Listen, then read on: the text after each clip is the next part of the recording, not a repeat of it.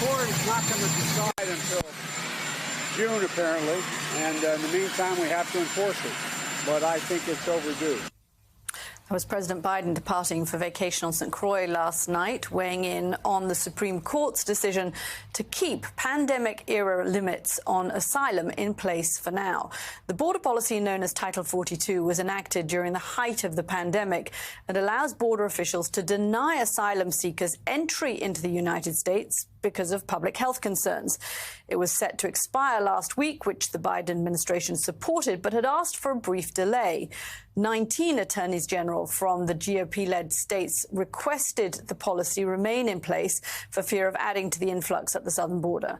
In the 5-4 ruling, conservative Justice Neil Gorsuch joined Justices Sotomayor, Kagan and Jackson in voting against the request for a stay. In his dissenting opinion, Gorsuch suggested the court's decision to intervene was more related to the crisis at the border rather than the legal issues in the case. Those issues concern whether states can intervene in defense of a pandemic-era policy. Gorsuch noted that the states, quote, do not seriously dispute that the public health justification undergirding the Title 42 order has lapsed. Gorsuch also said that while states may have valid concerns, quote, the current border crisis is not a COVID crisis. The Supreme Court's order says that while it prevents Title 42 from being set aside, it does not prevent the federal government from taking, quote, any action with respect to that policy. The court agreed to hear arguments over whether states can intervene in February, with a decision due by the end of June. The High Court's decision comes as data collected by U.S. Customs and Border Protection shows that so far in the 2022 fiscal year, the grand total of Southwest land border encounters is 26% higher than through the same period in 2022, meaning the U.S. is on pace to break last year's numbers. Joining us now, Democratic Congressman Henry Cuellar of Texas. His district covers a portion of the U.S.-Mexico border. Congressman, thank you very much for joining us. You've been tweeting about what's happening on the southern border, and you've been tweeting pictures of Eagle Pass, Texas, just the night before last, 1,100 migrants in a 5-hour span. Just give us some sense of what it's like on the border at the moment. We got to understand that the border communities are taking the brunt of everything that's happening. I can understand the buses that are going off to Chicago, to New York and Washington, D.C., but they're only getting a drop of what we face here at the border communities. Just yesterday, some of the Border Patrol chiefs, were getting the community ready, the communities ready, saying, hey, look, if Title 42 goes away, we are going to be overwhelmed and we're going to start releasing people in the streets. Then, of course, the Title 42 was stayed by the Supreme Court. And here we are with a little bit of time for the administration to come up with a policy.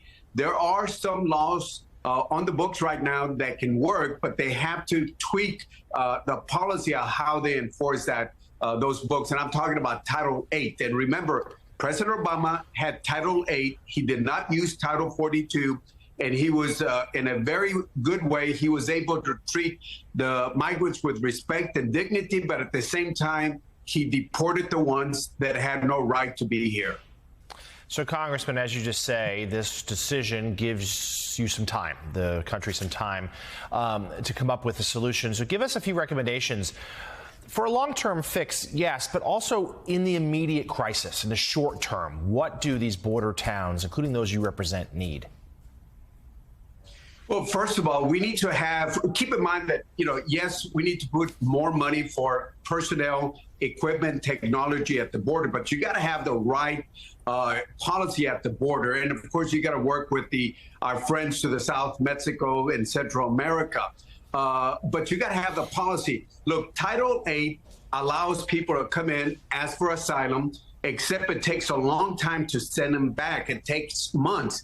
If that can be expedited, have an expedited process where they can have their day in court and then still be expedited out for the ones who are not supposed to be here, and have people ask for asylum in an early way, let's say through the ports of entry or online or some other system in an early way instead of coming in between ports, that will provide an early pathway for asylum, but at the same time, consequences, because if you get deported under the law right now, under the law, you can be banned from coming back again and asking for asylum for 5, 10, 20 years, or even permanently, depending on the facts itself. So there are things in the law that can be applied, but they have to find a way to expedite that, provide due process, but still deport people for the ones that are not supposed to be here.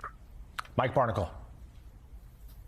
Congressman, some of us can recall a time when people like former Senator Alan Simpson of Wyoming worked with Ted Kennedy in the Senate, trying to fashion a sensible immigration statute that would help what we're talking about here today. That was 40 years ago in the United States Senate. And today we are facing something that you know is just an incredible mess. So what do we do going forward about part of the problem in this mess? Countries like Costa Rica, Guatemala, and Mexico specifically that allow this torrent, this parade of desperate human beings to travel through their countries and collapse the border. And that's a very good point, two good points. First of all, one of the best immigration proposals that I saw was Kennedy and McCain just some years ago. And it's something that we don't have to reinvent the wheel. It's already there. It's been drafted already. We just got to have the initiative or the fortitude to get it done. But as you know, the other party at times, the Republicans would say, secure the border, then we can do this. So the goalpost keeps moving. But I wish we could do immigration reform. But let me say this. Look, Mexico and the other countries have certain laws on the books right now. For example, Mexico has a law that says that migrants or anybody that comes into Mexico has to come through a port of entry or airport and leave the same way. So what they're doing right now is against Mexican law. So we have to get the Mexicans and other countries to do more. Otherwise, we're just going to be playing defense on the 1 yard line called the U.S. border instead of playing defense on their 20-yard line. And we got to do something more. And one more thing, the top 15 countries that are coming in, it's Mexico, Colombia, and then, of course, you got Venezuela, Nicaragua, but it also includes in the top 15 India, Russia, Turkey, and the country of Georgia. Central America countries, at least the last few months, are more in the middle of the pack and not what they used to be at the top of the pack some years ago. A complicated issue and one that is going to stay in the headlines. Democratic Congressman Henry Cuellar of Texas, thank you. Thank you.